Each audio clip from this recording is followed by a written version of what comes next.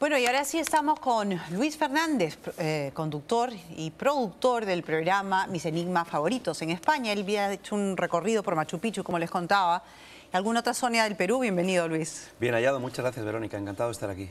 ¿En algún otro sitio o te concentraste en Machu Picchu, en el Perú? Vengo haciendo un viaje desde Chile, Bolivia, recorriendo esos lugares malditos, arqueológicamente hablando, porque hay muchas preguntas, se suscitan muchas hipótesis y teorías cuando uno visita esos lugares, del que parece que la ortodoxia y la oficialidad da ya una explicación de quiénes fueron los que construyeron, cómo, de qué manera, qué antigüedad. Y para ti, ¿cuál es, de todas las hipótesis que hay sobre la construcción de Machu Picchu, la más certera, digamos? Desde luego, los incas fueron herederos de unos conocimientos que vinieron de muy atrás. De ese origen, en el tiempo, muy atrás, muy remoto, posiblemente sea o de esa Atlántida de la que muchas veces hemos hablado, de ese continente en el Atlántico que se hunde. Yo siempre soy defensor de esa hipótesis extraterrestre, por muy loca que parezca, pero estoy seguro que en una época dorada muy antigua hubo una serie de civilizaciones muy adelantadas, con una tecnología totalmente anacrónica, donde podían hacer construcciones completamente imposibles.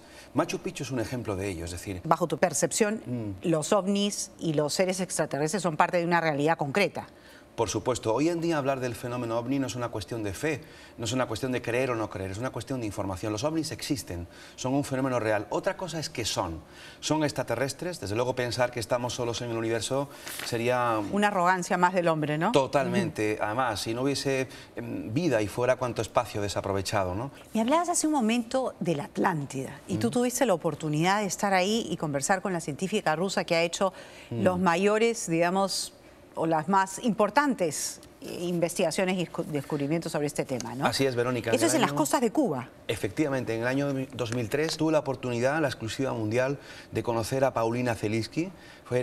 Es una ingeniera oceanográfica, facultada en aquel momento por Fidel Castro para fondear el fondo marino de Cuba para encontrar tesoros y galeones perdidos. Se sumerge en una cámara submarina a 600 metros de profundidad y su sonar empieza a registrar algo imposible. Ella creía, me decía en la entrevista, que pensaba que era una instalación militar norteamericana submarina, pero no, lo que la cámara filmó a 700 metros de profundidad, Verónica, era una ciudad, con calles, edificios, pirámides, templos, obeliscos, con ciertas connotaciones egipcias. Eso sigue estando ahí, a 700 metros de profundidad, sin que nadie pueda decir nada, porque es carísimo, es costosísimo investigar a esa profundidad y extraer restos para que puedan analizarlos.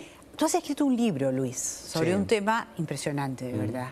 Es una casa donde han aparecido caras que supuestamente es de seres que murieron ya. Exactamente. Es una historia increíble. Yo creo que posiblemente sería el fenómeno paranormal, el fenómeno de la parapsicología más importante a nivel mundial. Tenemos que remontarnos al 23 de agosto del año 1971, hace muchos años ya, Verónica. El fenómeno hoy en día sigue estando ahí, en esa pequeña casa de una familia humilde de pastores en el sur de Andalucía, en la provincia de Jaén.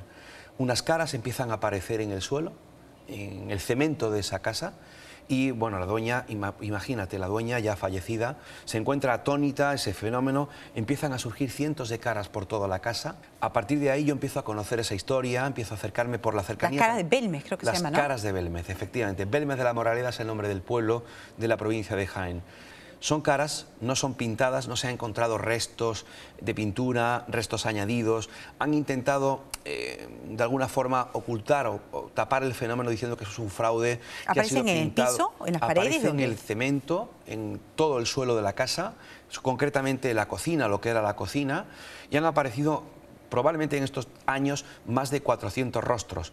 Algunos de ellos identificados con personas que ya habían fallecido en la guerra civil, es decir, 30 y tantos o 40 y tantos años antes de que surgiera el fenómeno. De alguna forma, esos espíritus o esa energía que está ahí presente en esa casa se está manifestando en ese suelo como si fuese una especie de ventana, como si se asomaran. ¿Y esas 400 caras fueron apareciendo y rotando, digamos? ¿Aparecía una, se borraba otra, aparecía otra así? Bueno, de hecho hubo hasta un precinto notarial. Un notario en el año 72, Verónica, precintó la casa durante 3 meses.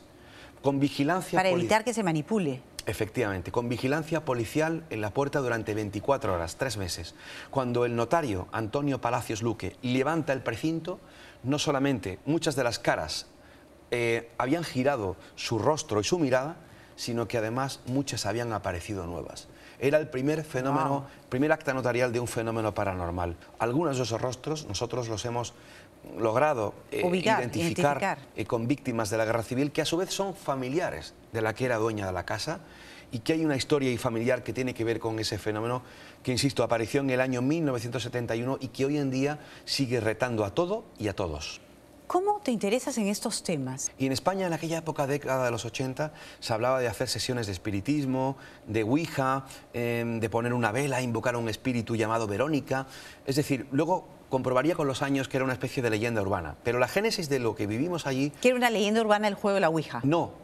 Leyenda urbana era la historia de Verónica, supuestamente un espíritu... ¿Que se llamaba Verónica, verdad? Sí, Verónica, sí, como tú. Que supuestamente fue asesinada con unas tijeras por un amante. Se inventó una historia, una leyenda urbana, pero que fue la génesis de que mucha gente joven en aquella época en colegios, en institutos, iniciaran estas prácticas que yo desde luego desaconsejo, porque han ocurrido muchas desgracias en torno a este tipo de sesiones, experiencias psíquicas y sobre todo la Ouija. Nosotros en aquella habitación, junto con dos hermanas mellizas, mayores que yo en aquel momento, invocamos a ese espíritu y las luces de la habitación se empezaron a encender y apagar solas. La persiana de la ventana que estaba echada, lo cual impedía entrar a luz del exterior, claro, era un quinto piso al vacío, empezó a dar golpes, la luz de la vela se apagó. Bueno, es decir, vivimos ahí una serie de fenómenos tan extraños, completamente paranormales, y que a mí en esa edad, desde luego, me impactó muchísimo. Y de ahí empezó un poco a generar esa inquietud. ¿Nunca te asustó?